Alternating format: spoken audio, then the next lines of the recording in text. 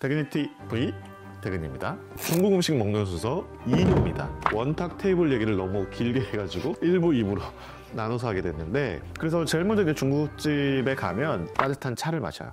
그리고 나오는 게 뭐냐면 냉채가 나와요. 우리 왜 중국집에 가면 상품 냉채, 뭐 오품 냉채 이런 요리들이 있죠. 냉채는요, 중국의 음식에서는 에피타이저예요. 그래서 원래 중국 음식에는 냉채가 굉장히 작은 접시에 담겨 나와요. 아주 소꿉장난하는 것처럼 조그만 접시들에 나옵니다. 그런데 이제 그게 우리나라에 들어와서는 조그만 접시에다가 이렇게 놔두는 게 불편하니까 언젠가부터 이거를 이제 3가지 냉채를 한 접시에, 5가지 냉채를 한 접시에 이렇게 담아가지고 3품 냉채, 5품 냉채 이렇게 이제 부르기 시작한 거죠. 그래서 냉채는 중국 음식에서는 에피타이저고, 중국 음식에서 이 냉채를 제외한 모든 음식은 따뜻해야 합니다. 찬 음식이 없어요. 전통 중국 음식에서는. 요즘에는 뭐 샐러드 같은 것도 먹고, 심지어 뭐 중국 분들도 회 같은 것도 먹고 막 이러니까 원래 중국 사람들은 회를 먹지 않거든요. 날 것을 먹지 않아요. 그런데 이제 요즘에는 뭐 하도 이게 문화라는 게 뒤섞이고 하다 보니까 회도 먹고 샐러드도 먹고 하다 보니 찬 음식들이 종종 나오긴 하는데요. 원래 전통 중국 요리에서는 찬 음식은 앞에 잠깐만 나오는 거다. 네, 그래서 그걸로 식욕을 돋구기 위해서 에피타이저로 먹는 것이다. 예를 들면 콩 같은 거 삶아가지고 나오기도 하고요. 닭 같은 거 삶아가지고 술이나 간장 소스 같은 거에 이렇게 절여서 조금씩 먹을 수 있도록 하는 것들도 있고요. 네, 이런 냉채들이 있습니다. 우리나라는 주로 뭐 해파리 냉채 이런 것들이 이제 유명한데, 이런 것들은 다 이제 에피타이저 역할을 하는 음식들입니다. 그리고 나서는 이제 본격적인 열채들이 나옵니다. 열채는 뜨거운 음식. 이건 이제 시키기 나름이죠. 중국 사람들은 그러면 이 요리를 어떻게 주문하느냐. 일단 그날 참석한 사람이 몇 명이냐를 일단 봅니다. 그래서 예를 들면 6명이 모였다. 그러면 최소한 1명당 한 접시 정도는 시켜요. 그래야 서로가 이제 배부르게 서로 음식들을 이렇게 나눠 먹을 수 있기 때문에 기본적으로는 그렇습니다. 그런데 중국 사람들은 또 이렇게 음식을 대접받을 때 이 접시 숫자가 몇 개냐에 따라서 굉장히 민감하게 반응합니다. 그래서 오늘 저 사람이 나한테 한턱 냈어 이런 날인데 몇 접시를 샀어 이게 중요해요. 뭐 우리 4명 갔는데 4접시 먹었어, 이건 그냥 평범한 거예요. 우리 4명 갔는데 8접시 먹었어, 엄청나게 잘 대접받은 거예요. 뭐 12접시 먹었어, 음식을 많이 대접해 준 거예요. 그래서 내가 상대를 얼마만큼 생각하느냐에 따라서 그날 시키는 음식의 종류가 다양해집니다. 그리고 그것을 이제 다 못 먹더라도 남기는 것이 예의입니다. 중국에서는 중국 음식을 다 먹어버리면 당신이 나한테 오늘 대접해준 요리가 부족했습니다 라는 뜻이 돼요. 그래서 더 먹으라고 자꾸 하거든요. 배불러 죽겠는데, 그럴 때도 끝까지 너무 배불러서 못 먹겠습니다, 당신이 저한테 대접해준 요리가 너무 많아서 다 못 먹겠어요 라고 하는 뜻으로 반드시 남겨놔야 돼요. 이게 이제 전통적인 문화였고요. 요즘에는 이제 시진핑 국가주석이 음식 남기지 말라고 호통을 치셔가지고 음식의 양도 줄어들었고 간이수도 많이 줄어들어서 굉장히 실용적으로 음식을 먹고 있다는 소식을 듣고 있고요. 또 요즘에는 이제 중국어로 따바오라고 하는데 남은 음식들을 이렇게 다 싸가요. 그래서 이제 집에서 또 다시 데워서 먹거나 이런 문화들도 상당히 많이 발달을 했습니다. 그런데 이제 원래 중국 요리는 많이 차려놓고 손님들을 많이 대접하고 남기면 남기는 대로 두는 것, 이것이 이제 전통적인 중국 요리의 문화였습니다.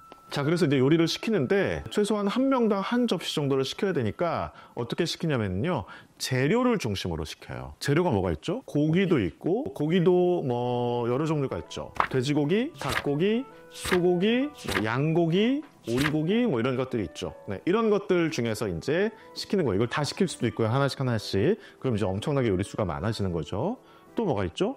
생선, 뭐 생선의 종류는 뭐 너무너무 많으니까 뭐 쏘가리 같은 것도 있고, 중국 사람들이 많이 먹는 생선 중에는요 농어 같은 것들도 있고요. 그래서 이런 이제 생선들을 또 하나 시킵니다. 또 야채도 시켜야 되겠죠. 두부 요리 같은 것들도 시켜야 됩니다. 야채도 재료별로, 고기도 재료별로, 생선도 재료별로. 근데 생선은 뭐 이렇게 많이 시키진 않고요. 생선이 크게 한 마리가 보통 나오기 때문에 이제 생선은 메인 요리로 이제 크게 하나 정도를 시키는 경향이 많이 있고요. 그래서 이렇게 재료별로 시킨다라는 거예요. 그러니까 닭고기로 만든 요리를 하나 시켰으면 돼지고기로 만든 요리를 하나 시키고, 돼지고기로 만든 요리를 하나 시켰으면 야채로 만든 요리를 하나 시키고, 야채로 만든 요리 시켰으면 두부로 만든 요리를 하나 시키고, 이렇게 재료별로 시키는 게 기본 원칙이다. 이게 전부 이제 뜨거운 요리들이고요.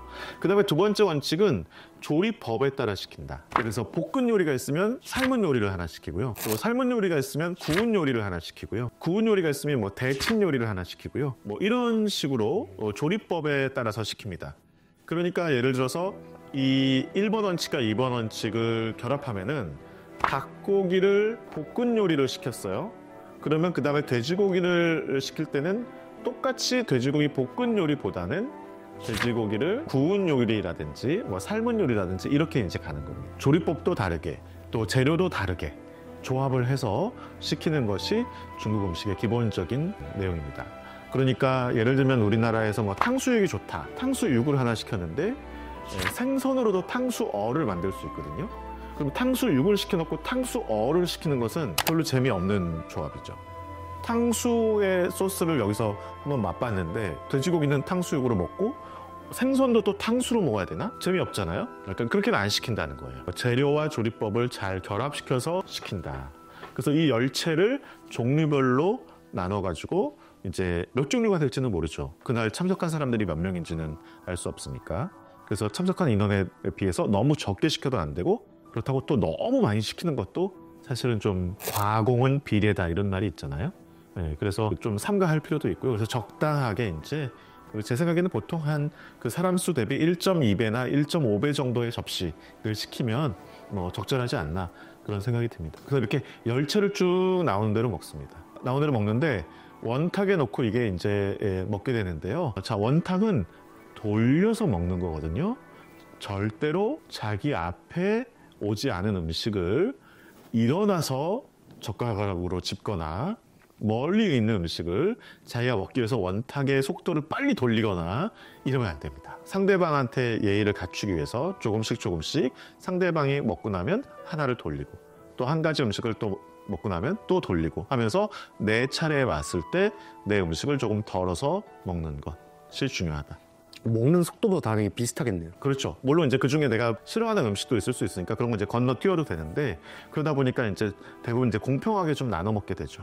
네, 그래서 이렇게 이제 웃고 떠들면서 먹습니다. 우리나라는 옛날에 아버지들이 밥 먹을 때는 조용히 하고 밥만 먹어 이랬잖아요. 이게 한국식 문화인데 중국 사람들은 밥 먹을 때 조용히 하고 있으면 뭔가 기분 나쁜 사람인 것처럼 보여요. 그래서 주변에 있는 옆에 있는 사람들하고 많은 이야기를 해야 됩니다. 밥 먹을 때. 그래서 사실은 중국 사람들이랑 사귀려면 밥 먹을 때 무슨 이야기 하지 할 거를 소재를 가져가는 것도 좋아요.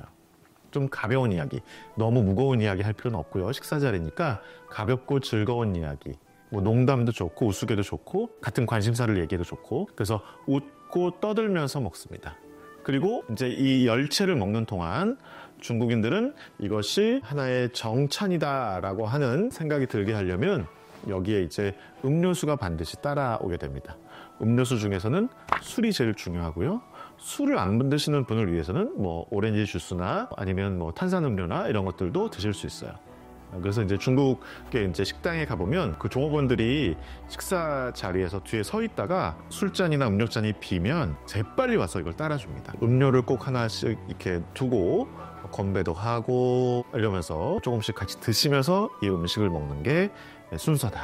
이렇게 얘기할 수 있습니다. 그리고 이 열채를 이제 뭐 10가지든 20가지든 나와서 쭉 드셨잖아요. 그러면 이제 그 맨 마지막에 탕이 나옵니다. 우리나라는 국이나 탕을 같이 먹잖아요. 그렇죠. 네, 근데 이제 중국에서는 탕이나 국이 나오면 이제 거의 식사가 끝나갑니다라고 하는 신호입니다. 탕도 굉장히 큰 대접에 나오고요. 그걸 덜어서 먹게 되는데 탕을 마지막에 조금 맛을 보시고요. 그리고 탕을 먹고 난 다음에는 밥을 먹을 거냐 국수를 먹을 거냐를 결정해야 됩니다.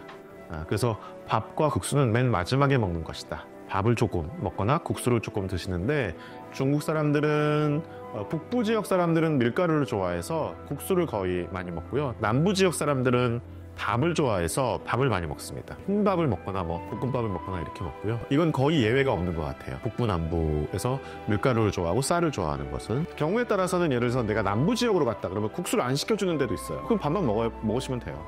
또 북부 지역으로 갔다 그러면은 국수만 먹고 밥이 안 나오는 경우도 있어요. 네, 그러면 이제 국수만 드시면 돼요. 그리고 나서 이제 정말 마지막에 이제 디저트가 나오죠. 이제 입가심으로 먹을 수 있는 디저트들이 나옵니다. 아주 단 뭐 떡 같은 음식들이 나오기도 하고요. 도넛 같은 음식들이 나오기도 하고요. 혹은 요즘에는 이제 과일도 많이 디저트로 제공을 합니다. 과일이나 이런 디저트까지 드시면 이제 전체 중국 음식을 다 한 코스로 드시는 게 됩니다. 그래서 다시 한번 정리해 볼까요? 뜨거운 차, 그다음에 냉채, 여러 가지 종류의 열채들 플러스 음료수, 그리고 탕, 그리고 밥이나 국수, 그리고 디저트. 이렇게가 중국 음식의 한 세트를 드시는 전체 순서가 되겠습니다. 지금도 그렇게 많이 먹나요? 중국에서는 지금도 그렇게 먹어요. 우리는 이런 절차를 잘 안 지키지만 중국에서는 이렇게 먹는 게 거의 고정적인 순서입니다. 식비가 많이 들겠네. 그렇죠. 중국에는 그래서 중요한 말이 있어요. 민이시 웨이티엔이라고 하는 말이 있어요. 민이식 위천이라고 하는데요. 백성은 먹는 것을 하늘로 삼는다 라는 뜻이에요. 먹는 게 제일 중요하다. 우리나라 말에 금강산도 식후경이라는 말에 그나마 가장 가까운 말인데요. 그보다 훨씬 강도가 세죠. 백성은 먹는 걸 하늘이라고 여긴다. 그러니까 먹는 걸 잘 먹는 게 하늘의 뜻이에요.